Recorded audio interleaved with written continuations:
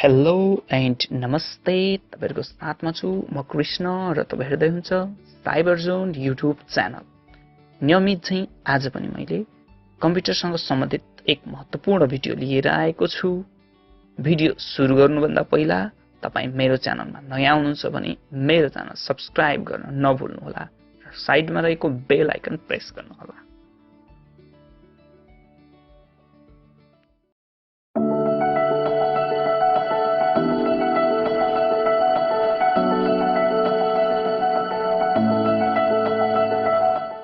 फोटोशपको यो दोस्रो भिडियो रहेको छ।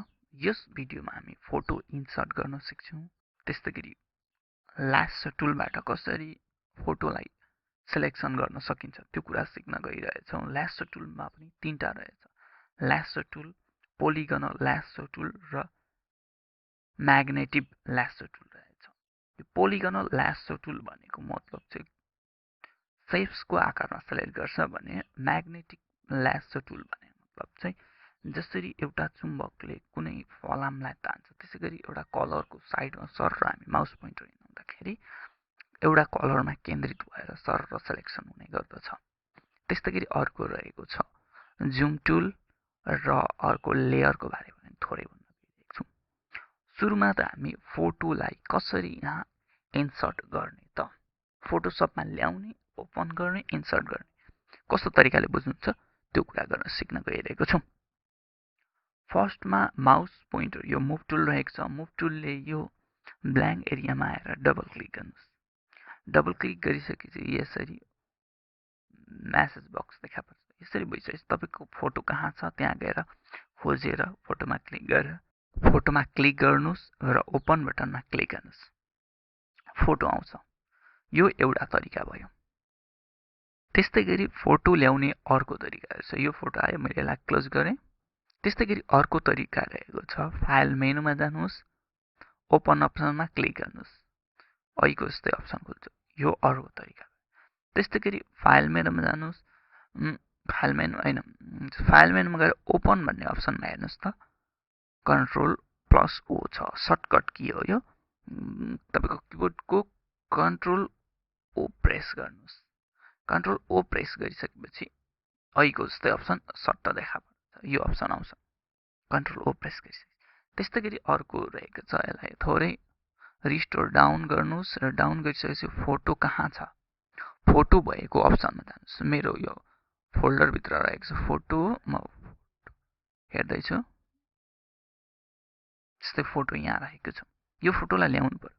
यहाँ क्लिक गर्नुहोस्, सरर तान्नुहोस् र यहाँ ल्याएर छोड्दिनुहोस्। यहाँ छोडिसकेपछि यसरी हाम्रो फोटो यहाँ इन्सर्ट भयो। फोटो यसरी इन्सर्ट भएको छ।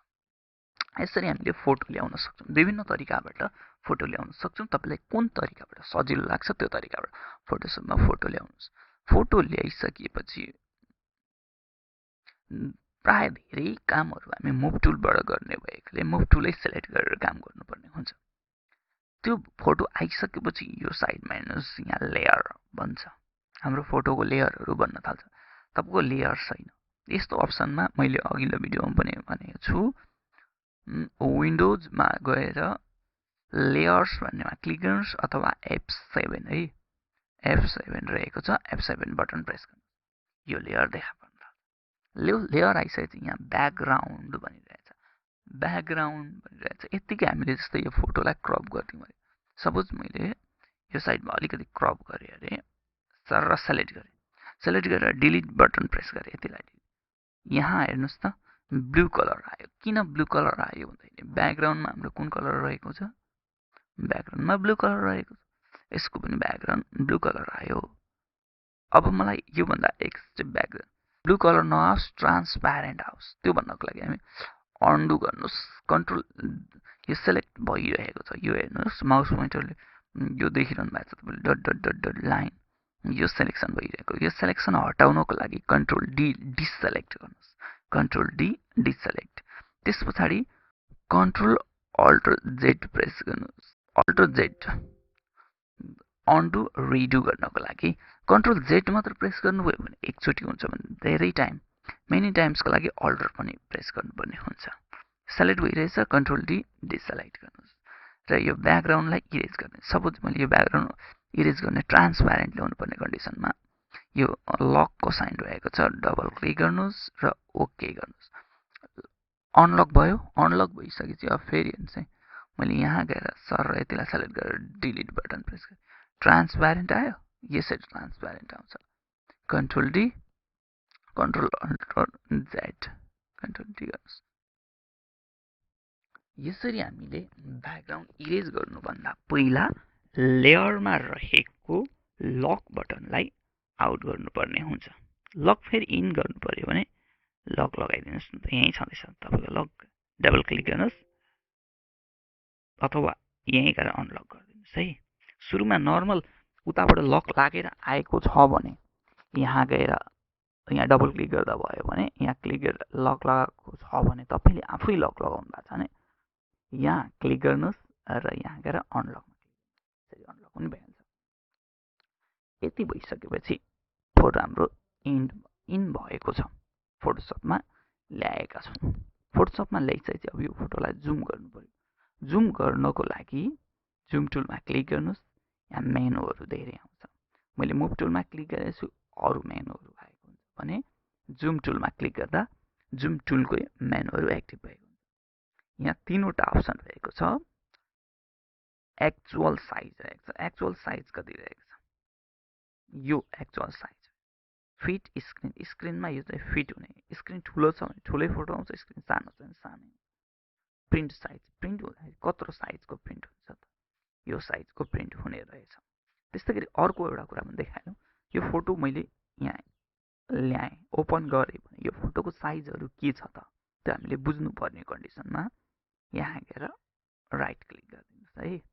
स्केलमा मैले अघिल्लो उयसमा भिडियोमा भनिसकेको थिएँ, राइट क्लिक गर्नुहोस्। इन्चमा रहेछ यो फोटो भनेपछि यो 7 इन्च, यतातिर पनि 7 इन्चको साइज रहेछ भनेर थाहा पाउनु। अब यो मेजरमेन्ट युनिट थाहा छैन भने त यो 7 सिएम हो वा 7 इन्च हो, कन्फ्युज हुन्छ। 7 के हो त भन्दाखेरि राइट क्लिक गरेर सट्ट हेर्न सकिन्छ। मिलिमिटर पनि हुनसक्छ। त्यसैले यहाँ राइट क्लिक गरेर हेर्नुहोस् अनि कुन साइजको छ त त्यही अनुसार पेपरको प्रिपेयर गर्नुहोस् तपाईँले प्रिन्ट गर्नुभन्दा अगाडि।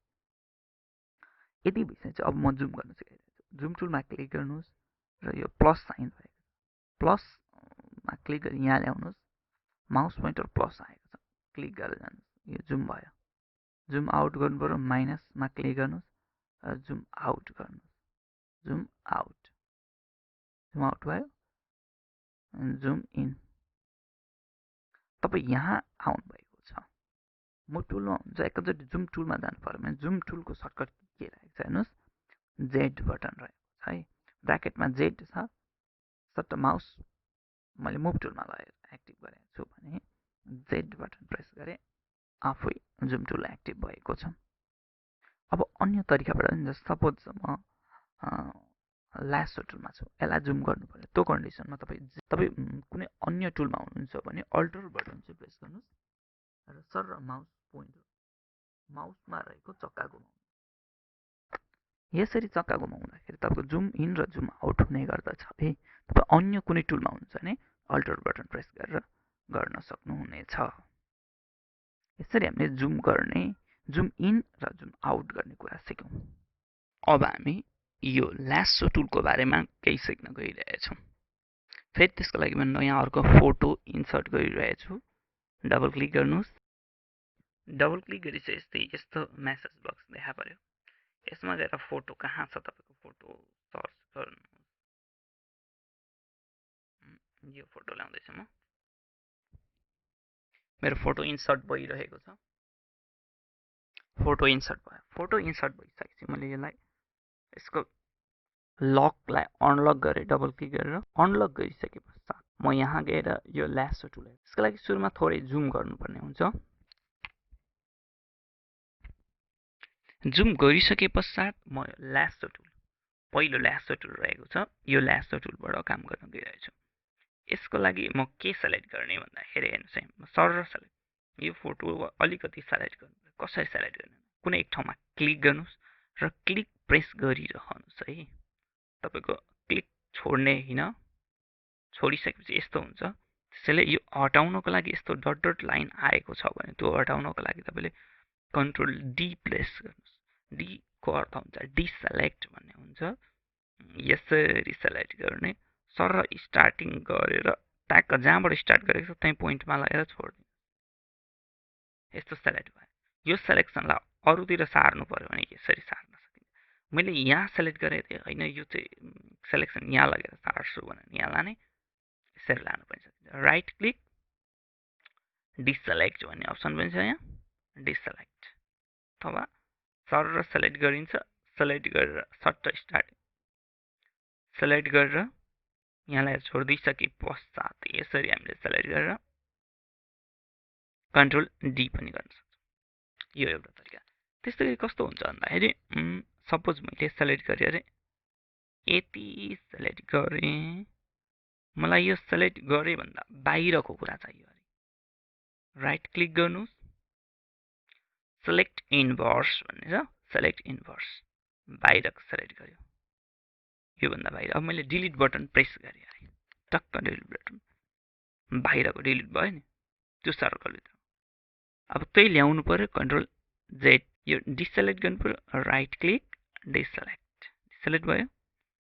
मैले सेलेक्ट गरेर यति बिचको हटाउनु डिलिट गर्नु पर्यो भने, यानि कि हटाउनु पर्यो भने सेलेक्ट गर्नुहोस् र डिलिट बटन प्रेस गर्नुहोस्। बिचको हट्यो, फेरि ल्याउनु पर्यो कन्ट्रोल जेड। कन्ट्रोल जेडले एकचोटि मात्र अन्डु हुन्छ है। Control D deselect. यो ल्यासो टुल, यो ल्यासो टुलले सर हामीले सेलेक्ट गर्न सक्छौँ। जुम गरेर यसरी सर बडीलाई सेलेक्ट गर्न सक्छौँ। तर सेलेक्ट गर्दाखेरि हाम्रो हातको थोरै ब्यालेन्स मिलेन भने यो बाहिर पनि जान सक्छ हो, बाहिर पनि जान सक्छ। यो बाहिर जान सक्छ। त्यो कन्डिसनमा के गर्ने भन्दाखेरि हामी अर्को रहेको छ म्याग्नेटिक ल्यासो टुल भनेको छ, यहाँ तल रहेको छ म्याग्नेटिक ल्यासो टुल। हेर्नुहोस् है, यो म्याग्नेटिक ल्यासो टुलले यहाँ ब्ल्याक कलर रहेको छ, यहाँ थोरै ब्ल्याक र ब्लूको मिक्स रहेको छ भनेपछि यहाँ क्लिक गर्नुहोस्, क्लिक गरेर छोडिदिनुहोस् माउस पोइन्टर, क्लिक गरिरहनु पर्दैन। त्यसरी ल्यासो टुल सर सेलेक्ट गर्नुहोस्, आफै सर भयो।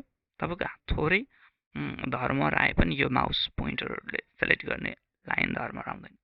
इन्डेक्स मेरो यता गएर यो पोइन्टहरू बसिरहेछ, तपाईँले याद गर्नुभयो होला। यो मैले सेलेक्ट गर्दै जाँदाखेरि बिचमा एउटा पोइन्ट आइरहेछ।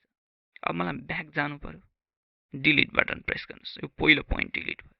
म एक स्पेस ब्याक गएँ, फेरि ब्याक जानलाई सक्दैन। त्यसको लागि डिलिट बटन प्रेस गर्दै जानुहोस्, पोइन्टहरू डिलिट भइरहेको छ। सर यहाँ ब्याकमा आउनुहोस्, फेरि डिलिट बटन प्रेस गर्दै जानुहोस्। अब म यहाँ सुजबाट सर सेलेक्ट गरेर लाँदैछु।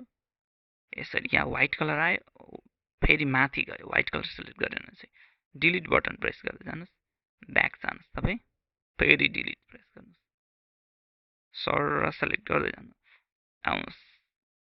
यसरी हामी सेलेक्ट गर्दै जान्छौँ। अब बिचमा सेलेक्ट गरेर फेरि डिलिट बटन प्रेस गरेर ब्याक गर्ने। सर मैले लगेँ सेलेक्ट गर्दै लगेर टक्क यहाँ जहाँबाट स्टार्ट गरेर त्यहीँ गएर इन्ड गर्ने। यसरी हामी सेलेक्ट गर्न सक्छौँ। अब डिलिट गर्दै यो डिलिट भयो, control D deselect, sorry control S press गरेको छु, कन्ट्रोल डी डिसेलेक्ट भयो। अब ब्याक जानु पर्यो, मलाई अघिको फोटो चाहियो भने कन्ट्रोल जेड गर्नुहोस्, आएन हेर्नुहोस् डटर लाइन भनेपछि यो कन्डिसनमा हामीले कन्ट्रोल अल्टर जेड प्रेस गर्छौँ, आयो कन्ट्रोल डी डिसेलेक्ट। तपाईँले करिब 18 देखि 19 चोटिसम्म कन्ट्रोल अल्टर जेड प्रेस गर्नुहुन्छ।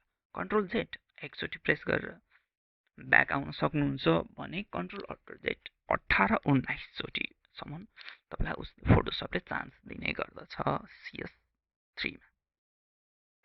त्यस्तै गरिरहेको छ यो म्याग्नेटिक लासो टुलले कलरहरू स्पेसिफिकली डिसेलेक्ट।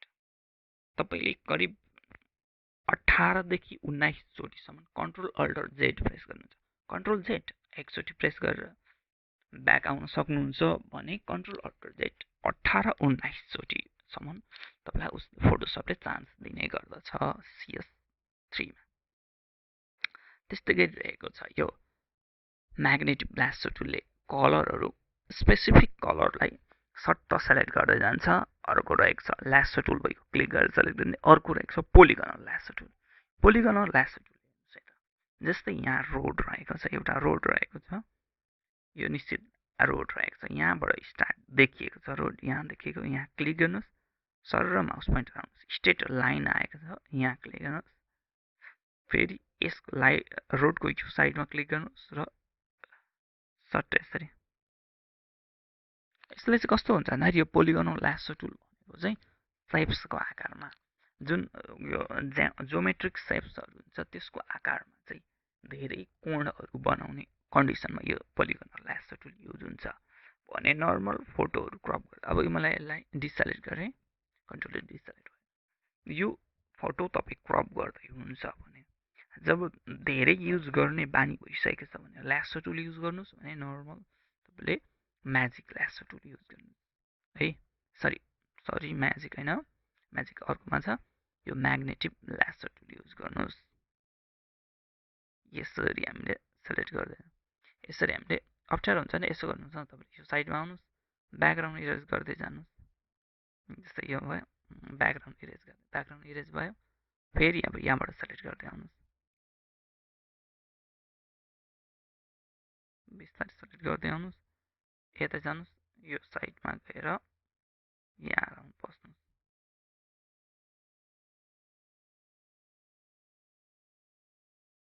ब्याकग्राउन्ड इरेज गरिदिनुहोस्। यो गर्दाखेरि अनुहार पनि काटिएको छ, कन्ट्रोल जेड गरेर हामी जान सक्छौँ,